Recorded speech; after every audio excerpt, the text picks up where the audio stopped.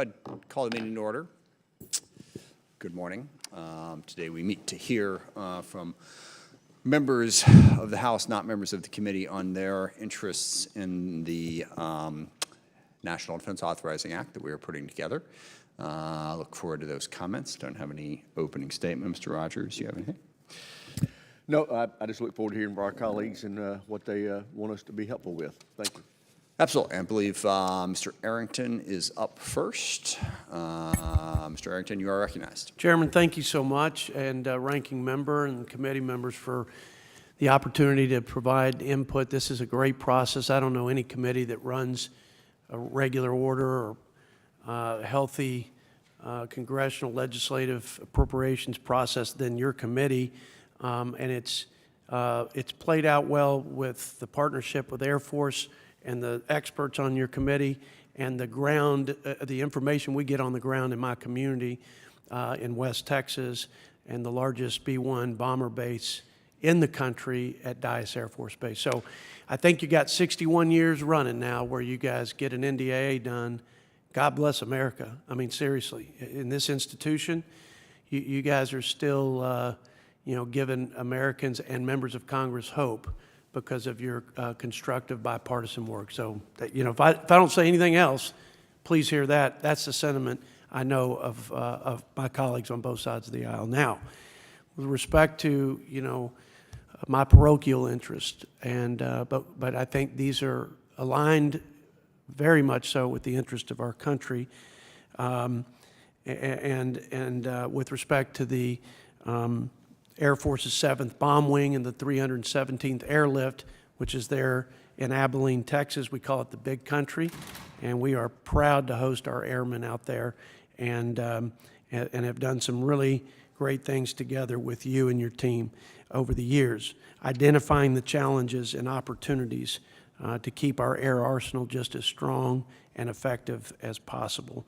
I was very pleased. It was a competitive process. I wish I could take credit for it, but the Air Force selected Dyess to be one of the bases for the next generation bomber, the B-21. And everybody's thrilled about that, and looking forward to having that most capable and most lethal bomber in the world flying again out of the Big Country. The challenge has been we've had 62 B-1 bombers, and these guys can be anywhere in the world in 24 hours projecting American strength. Hit any target, anywhere, in 24 hours. So suffice it to say, it's integral to our air arsenal, to our prevention, deterrence, and intervention when needed. But recently, the Air Force has retired 17 of these planes, and so we've gone from 62 to 45, but there are only 36 combat coded. So I think we're in a bit of a vulnerable spot, and so I've worked with your team and with the Air Force to make sure that the birds that we have left in the transition to the B-21 are the most lethal and capable they can possibly be. And that's with respect to expanded carry and with hypersonic weapons. And again, your folks have been great to work with. These are the things we've done leading up to this next year's NDAA. So, but we've just got to be vigilant so that this is the most seamless process and there's no disruption to our readiness as we see the world quickly evolving in terms of the threats to our country and our interest. And you guys know that better than I do. So, by the way, no community has won the Barksdale Trophy for the most supportive community for bomber bases more than Abilene. And I just want to brag on them because their reputation preceded me. And if I've been effective in any regard over the last 6 years working with you all, I think it's in large part because of the good work that they've done and the relationships they've had with the Air Force. The gentleman's time has expired. If you had something you wanted to get wrapped up quite Other than quickly. just bragging, Yeah. you get a Texan and a microphone talking about his people. Sir, I can appreciate that. you know what? I think I've pretty much hit it, but let me just summarize in one statement. We need to continue to develop the B-21 and get it ready for showtime in the next several years. So keep investing in the R&D there, and if we can expedite the onlining and operationalizing of the B-21, let's do it. And then let's continue to make the remaining B-1s as lethal as possible. Those are our priorities. That's our focus. Thank y'all so much for your leadership. Thank you, I appreciate it. Thanks for indulgence, too.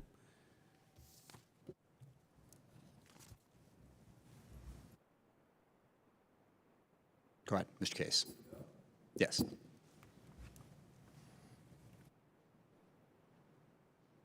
Need to go over there. Yeah. My mic, is my mic working? It's working, Okay, now yeah. it is. Chair, Ranking Member, members of the committee, aloha. Thank you very much for the opportunity to focus on national security challenges and opportunities that face us in my part of the world, the Indo-Pacific, and Hawaii's continued critical role. Today, I'd like to touch briefly on three specific issues: the Red Hill Bulk Fuel Storage Facility, the Pacific Deterrence Initiative, and our public shipyards, including Pearl Harbor Naval Shipyard. First, I am so grateful to this committee for your prompt and full efforts to address the Red Hill crisis to date. These have been critical to taking care of our service members and the residents of Honolulu. But we know that the Red Hill crisis is more than just fixing old and dilapidated infrastructure. It's about forced readiness in the Indo-Pacific and about public confidence and support of our military back home. This crisis has forced us to rethink logistics and bulk fuel storage distribution in this critical region. These changes, which will need to be implemented over several years, will be instrumental in meeting the challenges in the Indo-Pacific. To this end, I ask this committee to fully support the President's additional $1 billion FY 2023 budget for Red Hill and take all other action to provide effective oversight and direction of the Red Hill remediation, defueling, and closure initiative of the Department of Defense. Second, a critical component of our military's efforts in the Indo-Pacific is the 2-year-old now Pacific Deterrence Initiative. PDI continues to evolve and mature as a cohesive series of investments that strengthen our presence throughout the region. This year, the administration submitted a budget of $6 billion for PDI, which is a welcome and necessary further increase from last year's level set by this committee. We also see an increase in military construction and improvements in critical logistics nodes throughout the region. During my recent delegation visit to the Pacific, a recurring theme from our friends and allies is the need for more U.S. presence. We just want you to show up more. These investments underscore our commitment to them and are critical to our efforts. Third, underpinning all of our efforts in the vast and maritime Indo-Pacific are our public shipyards. Without the physical and human capacity of our shipyards, we cannot project the force that is necessary to deter and address today's threats. The Pearl Harbor Naval Shipyard, as with our nation's other 3 shipyards, is a part of the fabric of our Hawaiian community. Unfortunately, these shipyards have become aged and increasingly ill-prepared for the challenges of the 21st century. We simply must reinvest in these facilities and our world-class shipyard workers. The Shipyard Infrastructure Optimization Plan, or SIOP, is our commitment to improve and recapitalize these facilities. It is critical that we continue to support the multi-year $21 billion effort that we have undertaken. SIOP is multifaceted, and the plan will recapitalize our dry docks, reconfigure infrastructure, and modernize the equipment necessary for a more agile and efficient workforce. Without these improvements, we will see delays in the timely return of ships and submarines to their mission. In closing, I encourage the committee to continue to authorize the commitments that address our modern-day challenges in the Indo-Pacific. These promises reaffirm our obligation to our service members and their families, the workers that keep our shipyards running, and finally, to our friends and allies that rely on us to be the bulwark of democracy in this critical region. Thank you very much, and appreciate your consideration. Thank you, and I should say this, Mr. Arrington, you have any questions? I don't. Okay, good. Thank you. Mr. Johnson. Is the microphone working for you folks? Thank you, Mr. Chairman. Chairman Smith, Ranking Member Rogers, and distinguished members of the House Armed Services Committee. Thanks. Actually, I lied. I don't think it is working. Can you hit the button one more time? I did. I pressed it a dozen. Yeah, oh, no, just one time. One time. The light doesn't. Okay, sorry, one time. And talk. How about now? We're awesome. Now we're on. Okay. That's what happens when you wear hearing aids. You can't tell which end of the sound spectrum you're on. Well, thanks, Chairman Smith and Ranking Member Rogers, for allowing me to testify this morning on my top priority for the fiscal year 23 National Defense Authorization Act. And I'd like to do it this way.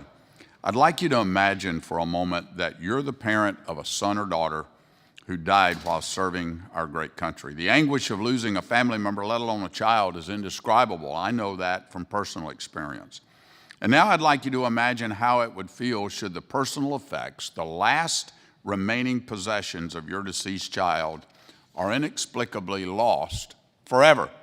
You're then told that you're on your own, that you, the family, must file a claim with a third-party vendor who was contracted by your deceased child's branch of service to deliver your child's personal effects to you and hope for the best. This is a true story of what actually happened to my constituents, the Ward family, when their son, Specialist Christian Ward, died in an accident while stationed at Fort Carson, Colorado.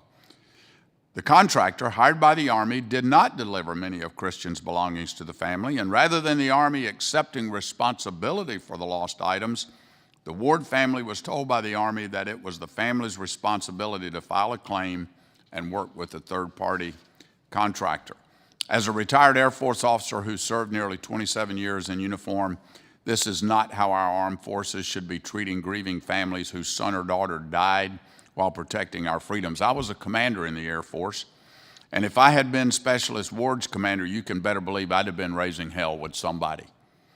You can delegate responsibility, but you can't delegate accountability, and we can do better. We must do better. I introduced H.R. 3363, the Specialist Christian Ward Act, to ensure that no other grieving military family experiences the unnecessary pain the Ward family did. The legislation is rather simple. It states that in the event such personal property of a deceased military member is lost, damaged, or destroyed, the Secretary of that service is permitted to reimburse the family or designated recipient for the fair market value of the property, and also permits the Secretary to pursue a claim against the third-party contractor. This ensures that DoD is responsible for working with the third-party contractor rather than placing this tremendous burden upon the grieving family when they have so many other pressing concerns during a time of intense crisis. This legislation was actually included in the House-passed version of the FY22 NDAA, and I respectfully ask that it be included in the FY23 NDAA.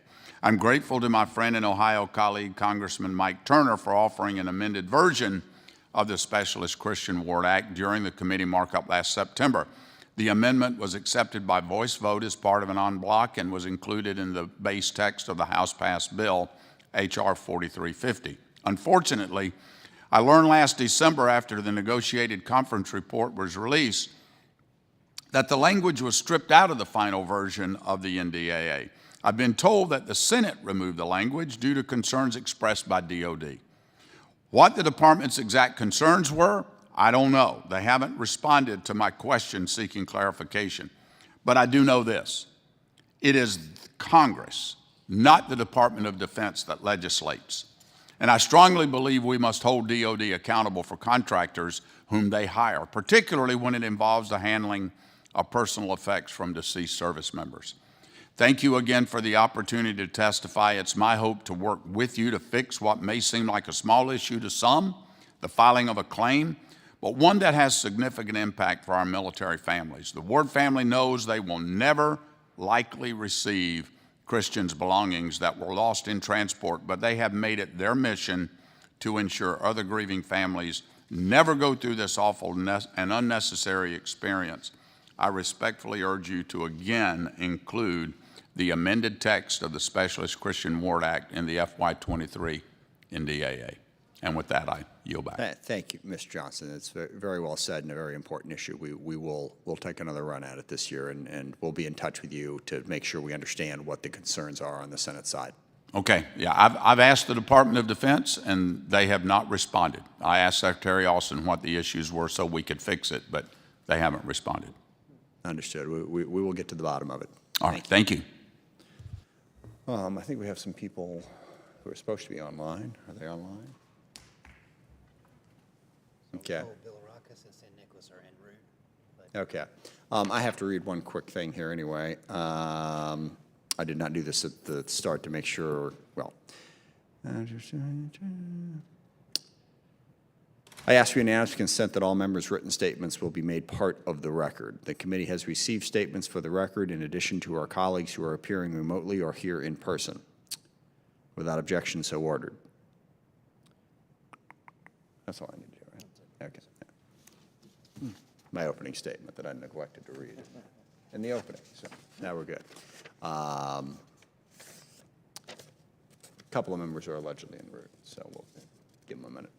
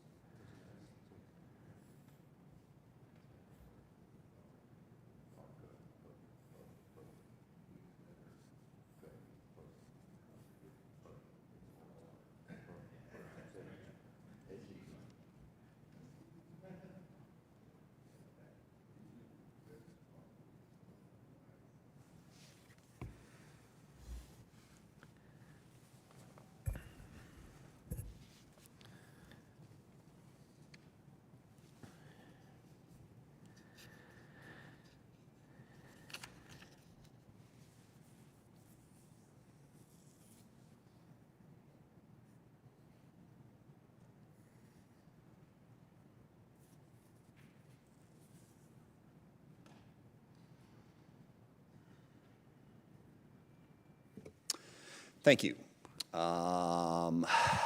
We are back in session. And Mr. Bilirakis, you are first up. You are recognized. Go ahead. Thank you. I appreciate it, Mr. Chairman. Thank you very much. Again, I want to thank you and the ranking member, Rogers, for providing me with the opportunity to testify on one of my long-standing commitments towards our nation's veterans, rectifying the unfair offset between military retired pay and VA disability compensation known as concurrent receipt. I'm sure you're familiar with it. Specifically, I'm advocating for the inclusion of my bill, H.R. 1282, the Major Richard Starr Act, into the FY23 NDAA. My bipartisan and bicameral bill, with the support of original co-sponsorship of Dr. Ruiz, would expand eligibility to certain military retirees for concurrent receipt of veterans' disability compensation and retired pay or combat-related special compensation. In the past, military service members, as you know, have endured, of course, they've endured this disability, and it's service-connected. They could not collect their pension and their disability pay in unison. To receive VA disability compensation, veterans had to forfeit their retirement benefits and pay back dollar for dollar the amount that would have been owed to them if they had received both benefits. In the fiscal year 2004, the National Defense Authorization Act, Congress created the Concurrent Receipt Retirement and Disability Pay Program. In doing so, veterans who are 100% disabled were authorized to receive both earned benefits, known as concurrent receipt, for the first time ever.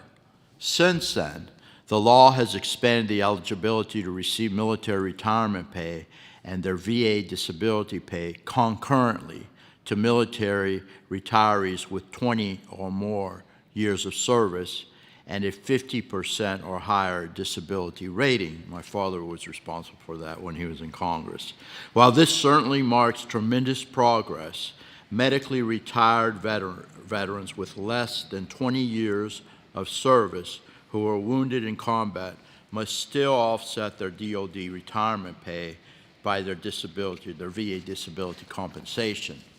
Many of these veterans had the full intention of serving for 20 years or more and gained full retirement benefits, but through no fault of their own, were unable to do so because of injury in the line of duty. This group of retired veterans, also known as Chapter 61 retirees, are arguably the most at risk because of their complex combat injuries, and are just as deserving, I know you'll agree, as those who serve greater than 20 years of service. By creating the CRDP, I firmly believe that Congress admitted that the offset required, that was created in 2004 again, the offset required of disabled veterans was wrong. Approximately 550,000 military retirees are eligible to receive both military retired pay and VA disability compensation, but are prohibited under the current guidelines of this program. Again, this applies to Chapter 61 veterans. In my view, I see these veterans as essentially being taxed for their service and sacrifice because they were deemed service-connected disabled. My bill would remove that tax and the disparity between these combat disabled veterans and the rest of the military retiree population. This bill and a Senate companion have received a wide margin of bipartisan support and also bicameral support, as I said. This Congress, as a matter of fact, we have 220 co-sponsors in the House and 58 co-sponsors in the Senate. It also has the support of the VSOs, including the American Legion, the VFW, DAV, VVA, AMVETS, Military Officers Association of America, Fleets Reserve Organization, American Ex-Prisoners of War, and the Association of the Navy. So I really appreciate your consideration in this matter. And then we did find the money as well to pay for this. So I would appreciate your consideration. I'd like this to be included in the NDAA. Thank you very much for giving me the opportunity. Thank you very much. Mr. Foster. Thank you, and good morning, and thank you, Chairman Smith, Ranking Member Rogers, and members of the committee for allowing me to testify. I'm here today to request that the committee first authorize $20 million for research and development on low-enriched uranium fuel for aircraft carriers and submarines, and secondly, to reverse the Wilson Amendment, which bars the U.S. from funding the Comprehensive Nuclear Test Ban Treaty Organization's Preparatory Commission. For decades, ending the use of weapons-grade, highly enriched uranium outside of nuclear weapons has been a U.S. policy priority. Currently, the largest remaining non-weapons use for HEU and the biggest barrier to its elimination is its use as fuel for U.S. naval propulsion reactors. The movement away from the use of LEU for non-weapons applications has only accelerated in recent years. All advanced reactors under development use low-enriched uranium since the security cost of HEU makes its use in commercial advanced reactors a non-starter. NASA recently forswore the use of high-enriched uranium in all of its propulsion and its surface power reactors for precisely the same reasons that the U.S. Navy should, that the marginal performance improvement from the use of HEU does not justify the vast increase in proliferation risk and security costs. So the U.S. Navy stands virtually alone in the world in using weapons-grade HEU for non-weapons applications. And if we continue to use weapons-grade HEU for propulsion reactors, then all of the weapons-interested countries of the world, from Iran to South Korea, have an excuse to copy us and accumulate large inventories of weapons-usable high-enriched uranium, as is their right, unfortunately, under the current protocols of the Non-Proliferation Treaty. As the only PhD physicist in Congress, I believe it is crucial that we continue research and development to optimize the transition of these reactors to LEU fuel. So, as the committee has done in previous NDAAs, I urge you to include $20 million to continue this R&D on LEU fuel. Secondly, I would like to draw your attention to another pressing issue, the restriction of funding to the Comprehensive Nuclear Test Ban Treaty Organization's Preparatory Commission under the Wilson Amendment. This commission is tasked with monitoring nations' compliance with the comprehensive ban on nuclear explosive testing. Without the U.S.'s inspectors, countries like Russia, China, Iran, who are focused on undermining the CTBT's inspection regime, are filling the void. The quality of the inspections has undoubtedly fallen. Not only that, the Wilson Amendment makes it harder for our country to eventually ratify or even decide to adhere to the Comprehensive Nuclear Test Ban Treaty. This year, we have the opportunity to reverse this provision and to take concrete action to curb the global proliferation of nuclear weapons and secure the safety of future generations. Short of ratification, U.S. support for the CTBT Preparatory Commission remains essential. I urge your strong consideration of my two requests. Thank you, and I yield back. Thank you. Mr. Carter.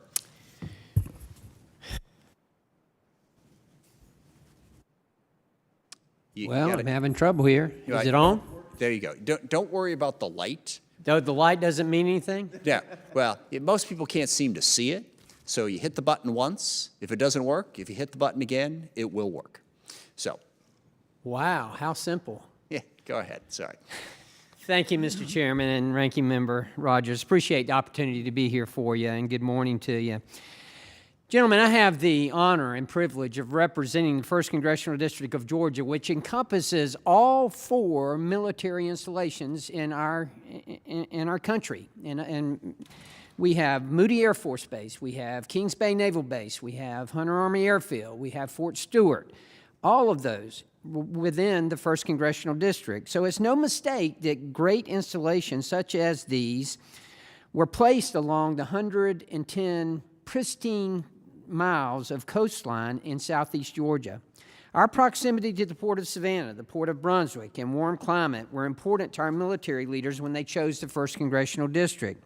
In addition, our community is also home to Combat Readiness Training Center at the Air Dominance Center in Savannah. However, it may not be home to this critical CRTC for much longer if the President's budget prevails. Keep in mind that it's only one of four in the nation, and this is one of them right here. Unfortunately, the President's fiscal year 2023 budget provides no funding in military personnel and operations and maintenance for the CRTC in Savannah. Consequently, the Air National Guard intends to soon close the Savannah CRTC, citing budget concerns. I remind you, here we are potentially on the brink of World War III, and this administration is talking about potentially closing a combat readiness training center. It is the most ludicrous thing I've ever heard of in my life. Now, with Russia's military aggression in Europe and China's increased engagement in Asia and the Pacific threatening our allies and partners, we cannot compromise our military's combat readiness. The Savannah CRTC is the most heavily utilized, unique, and cost-efficient training facility in the Air Force. It offers unparalleled opportunities for peer-to-peer air combat training, regional training conferences, classified engagements, and support for regional operations. Most notably, the Savannah CRTC is one of the very few locations in the United States that features an accredited 6,000 square foot special access program facility to support our nation's cutting-edge fifth-generation fighter aircraft, the F-35 and the F-22. And oh, by the way, every F-22 pilot that has been trained in the last 2 years has been trained at this CRTC. The Savannah CRTC is already a site with considerable federal investment. Just a few years ago, Congress, at the request of the National Guard Bureau, chose to invest $25 million in military construction funding for a hangar to support fifth-generation fighter maintenance. The project is already well underway and is scheduled for completion in August of this year. Again, a $25 million hangar that is to be completed in August. I've been invited to the ribbon cutting to be held in September. It is slated to be closed in April of 2023.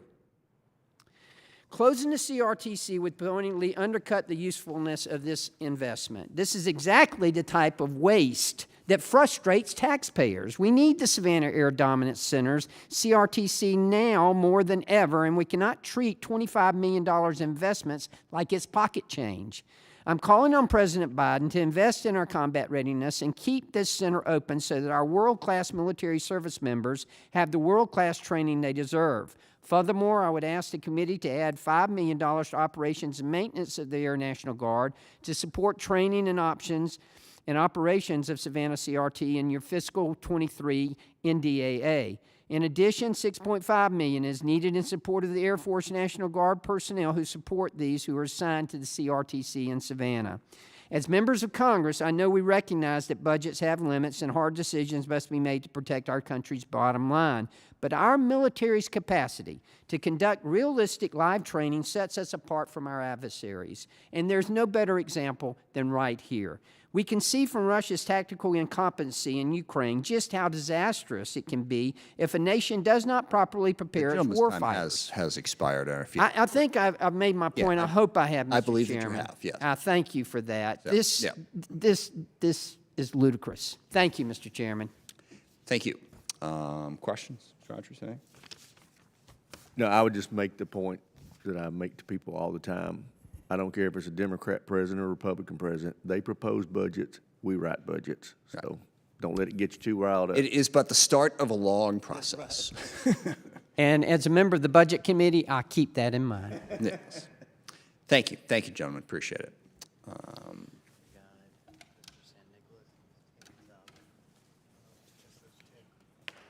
Do we have anybody on? Mr. San Nicolas is here.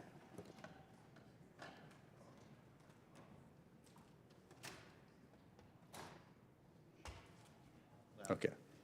Is Ms. Tenney with us?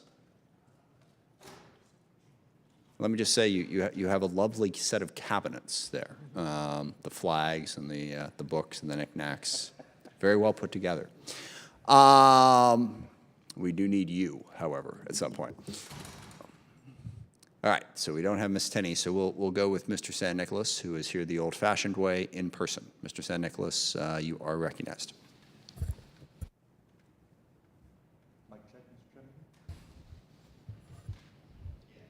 Sorry, I should put a little memo up. Don't worry about what color the light is. Push the button, talk. Go ahead. I'm going to assume that there we are. It's working. Go ahead. Hafa Chairman Smith, Ranking Member Rogers, and members of the distinguished House Armed Services Committee, thank you for the opportunity to testify on our priorities for Guam in the development of the Chairman's Mark for the National Defense Authorization Act for fiscal year 2023. I'd like to just take a brief privilege, Mr. Chairman, to recognize my two children, Caleb and Caitlin, who are here with me today. Today is Take Your Kid to Work Day for their school, and so they're here to observe Daddy working for the people of Guam. I would also like to point out, Mr. Chairman, that my son has autism. And the first item I'm going to speak to that I'm hoping we can address in the NDAA speaks to that particular demographic that is severely impacted in the territories and is underscored by a recent Supreme Court decision and is something that I believe this committee can address in the context of how I'm going to share it. As China and North Korea proceed to push their political and military power throughout the region, and as Russian aggression has illustrated the need to remain globally vigilant, now more than ever, we must support the resiliency of American families throughout our republic, whose sons and daughters swell our ranks in defense of freedom. Specific to our territories, it is well known on this committee that our military recruitment per capita proudly exceeds national averages. And to further support this, I respectfully request the committee to include in this year's NDAA necessary amendment language to strike the provisions that prevent supplemental security income from applying to American families in territories. A standard lifeline throughout our nation, SSI provides support that is critical for us to maximally recruit into our armed services. If a family is able to avail of SSI, Mr. Chairman, that means that the family members who typically would have to stay home to take care of those dependent family members would then have the resources to be able to answer the call to serve our country. Enabling SSI in our territories will significantly bolster the family and recruitment environment of some of our highest per capita military service areas in the country. On a cost basis, with a recent CBO scoring SSI initiatives for territories in the 117th Congress at a price point of just $33 million per annum, it represents a fractional cost of service member recruitment and retention, and a 0.004295% of the total prior year 2022 NDAA at $768.2 billion. I really hope, Mr. Chairman, that we can give this serious consideration. I believe that this is an opportune time for us to address this inequity.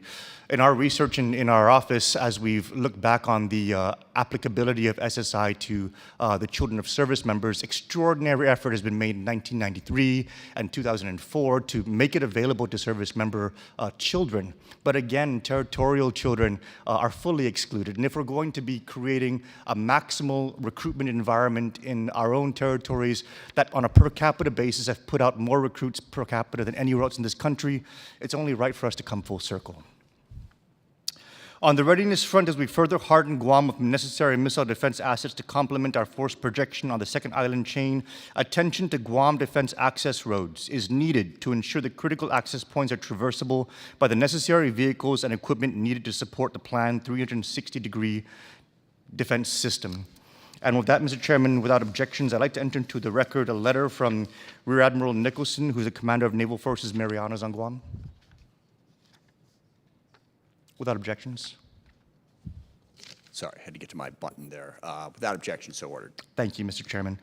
According to Rear Admiral Nicholson's letter, increased exercises and new capabilities in Guam will undoubtedly increase military traffic on the Guam road system. In light of these increased traffic and associated road infrastructure requirements, we request the committee initiate a study of defense access road needs on Guam as they correspond to the aforementioned MSR use as well as the planned 360-degree air and missile defense system for Guam to ensure that all possible DARs are funded to meet military needs, assuming worst-case scenarios. And with that, Mr. Chairman, my time has expired. Thank you very much. Appreciate you being here. It's great to be able to have your children here with you as well. So, appreciate your testimony. Question? No, we're good. With that, Ms. Tenney, I see is on the WebEx, and you are recognized. Go ahead. Thank you, Chairman Smith, and also to Ranking Member Rogers and the distinguished members of the House Armed Services Committee for providing members the opportunity to share our priorities with you today. I am so honored to represent New York's 22nd Congressional District, which stretches from the shores of Lake Ontario in the north to the Pennsylvania border in the south. The region has a strong heritage as a birthplace of innovation. The Erie Canal was started here. It's where IBM was founded. And today, it is the headquarters for the Air Force Research Lab Information Directorate, which we all call Rome Lab. My congressional district is home to 96% of Rome Lab's workforce, which employs 830 military and civilian personnel and is responsible for over 1,415 indirect jobs across the region. In addition, with a local economic impact of more than 500 million, Rome Lab is vitally important in driving economic growth and high-tech innovation in my community. But just as important as Rome Lab's local impact is its impact nationally, which is unrivaled. It remains among our nation's top defense innovators. My request this year on its behalf reflect investments that are needed to ensure our nation continues to out-innovate and outcompete our adversaries and provide for our common defense well into the 21st century.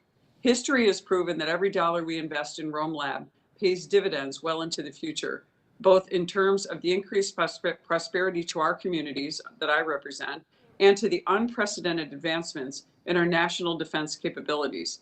I therefore ask for your full support of 3 critical requests for the 2023 National Defense Authorization Act, all of which would greatly expand Rome Lab's capabilities and in turn enable the United States to compete globally with our adversaries, dominate the virtual battle space, and counter emerging threats to our country. The top request for NDAA and authorization for $10 million to develop the first and only government-owned UAS traffic management system. This investment would be a true game changer, leading to the development of revolutionary tools to counter low-cost, small unmanned aircraft system that our adversaries use to target Americans, exploit airspace, obscure their activities, and commit acts that disrupt our nation's economy and our homeland. The second request on behalf of Rome Lab is authorization language of $10 million for the quantum cloud computing and multimodality network testbed. It's national security imperative that we continue to lead in the development of quantum computing technologies, especially given advances that continue to be made by adversaries like China. Last year, this committee recognized the importance of investments in quantum technologies, and FY22 NDAA provided Rome Lab with an increase of $10 million for its quantum network testbed, as well as an additional $10 million funding increase for its research into the ion trap quantum computing. In FY 2023, we ask that you continue to build on this forward progress by investing in the quantum cloud computing and multimodality network testbed. My final request on behalf of Rome Lab is authorization language of $10 million for the development of the artificial intelligence and machine learning for joint all-demand command and control future flag testbed. This effort builds on the 2021 NDAA Artificial Intelligence and Machine Learning Center of Excellence's 4 pillars: data, people, algorithms, and infrastructure, while adding a 5th pillar of capability. AI is a proven and rapidly advancing capability that has the potential to impact every aspect of the Pentagon's mission. I thank you all again for the opportunity to share my priorities with you on behalf of the dedicated men and women of Rome Lab, who I'm honored to represent in Congress. I can assure you that these investments will deepen our military's expertise in cutting-edge fields and are essential for strengthening our nation's defense capabilities. Thank you so much. Thank you very much. Appreciate it. I believe those are all the witnesses that we have to testify today. So we appreciate the input from the members, and we look forward to working with them as we put together the bill going forward. We do plan to mark up June 22nd in committee, get it off the floor in July. So that's our timeline, and we'll look forward to working with all of you as we go forward. With that, we are adjourned.